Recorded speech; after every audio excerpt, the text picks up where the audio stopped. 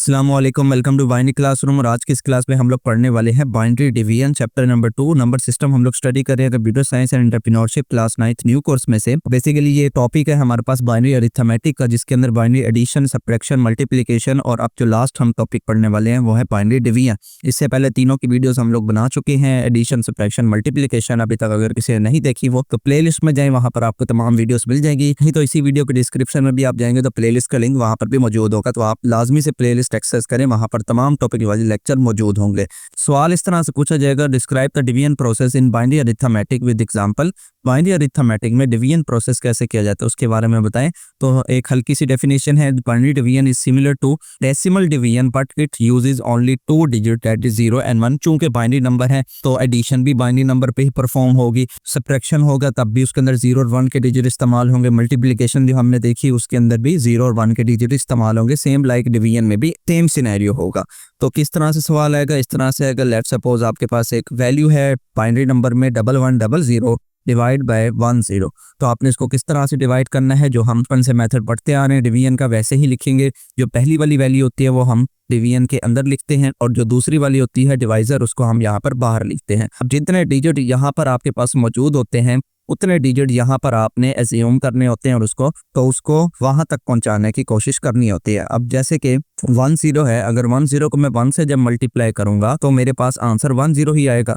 तो 10 मैंने यहाँ पर लिख दिया। नेक्स्ट स्टेप में क्या करना होता है, हमने माइनस करना होता है। 1 में से 1 माइनस करेंगे तो आंसर 0 आता है, लिखे ना लिखे एक ही बात है। 1 में से 0 माइनस करेंगे तो आंसर आता है 1, तो वो 1 मैंने यहाँ लिख दिया। अब जो यहाँ पर जो नेक्स्ट डिजिट था 0, उसको मुझे यहाँ पर नीचे लिखना होता है, फिर जिस तरह से नॉर्मल हम डिवीजन में करते हैं, ठीक है। क्योंकि मुझे इसको 2 डिजिट बनाना था, क्योंकि यहाँ पर भी 2 डिजिट्स थे। अगर यहाँ पर 3 डिजिट होते तो मुझे यहाँ पर दूसरा भी नीचे उतारना पड़ता। अगेन फिर से मल्टीप्लाई करेंगे, 10 को 1 से मल्टीप्लाई करेंगे तो हमारे पास 10 ही आएगा, तो 10 मैंने यहाँ पर लिख दिया। अगेन 1 में से 1 माइनस करेंगे तो आंसर 0 लिखे ना लिखे एक बात है, या तो इस तरह, क्योंकि लास्ट स्टेप है, इस तरह से आप क्रॉस का सिंबल लगा सकते हैं। 0 माइनस 0 ही आएगा आंसर, तो 0 लिखने की कोई जरूरत नहीं है। अब जो यहाँ पर लास्ट एक डिजिट 0 बच गया था उसको आपको यहाँ पर नीचे मूव करवाना पड़ता है। अब चूंकि ये आंसर 0 आ चुका है, इसका मतलब हमारा ओवरऑल क्वेश्चन भी है वो खत्म हो चुका है, मजीद ये डिवाइड नहीं हो सकता। तो यही जो 0 होता है वो हमें क्वेश्चन में भी लिखना पड़ता है। सेम लाइक डेसिमल जिस तरह डिवीजन करते हैं वही रूल्स वही सेम लगते हैं, बस यहाँ पर डिजिट जो है उस तरह से इस्तेमाल होते हैं।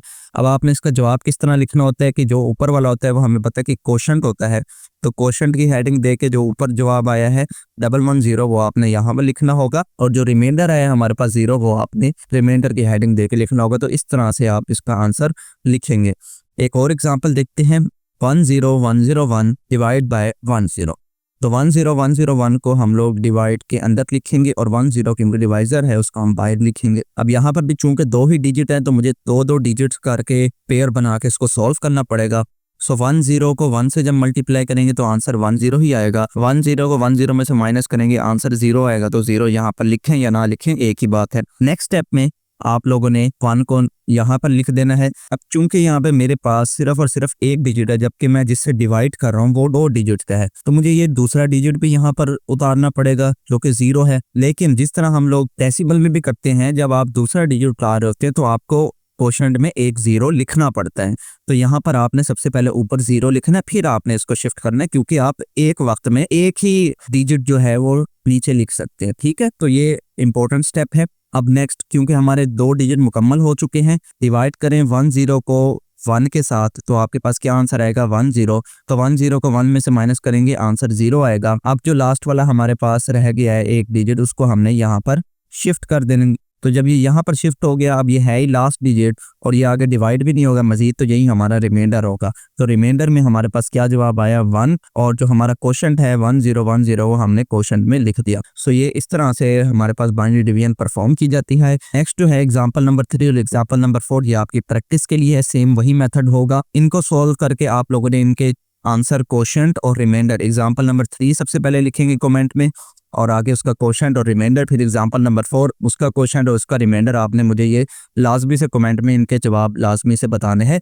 सो आई होप आपको बाइनरी डिवीजन का टॉपिक अच्छे से समझ में आ गया होगा। अभी के लिए फिलहाल इस वीडियो में इतना ही, मिलते हैं किसी नेक्स्ट वीडियो में, तब तक के लिए अल्लाह हाफिज़।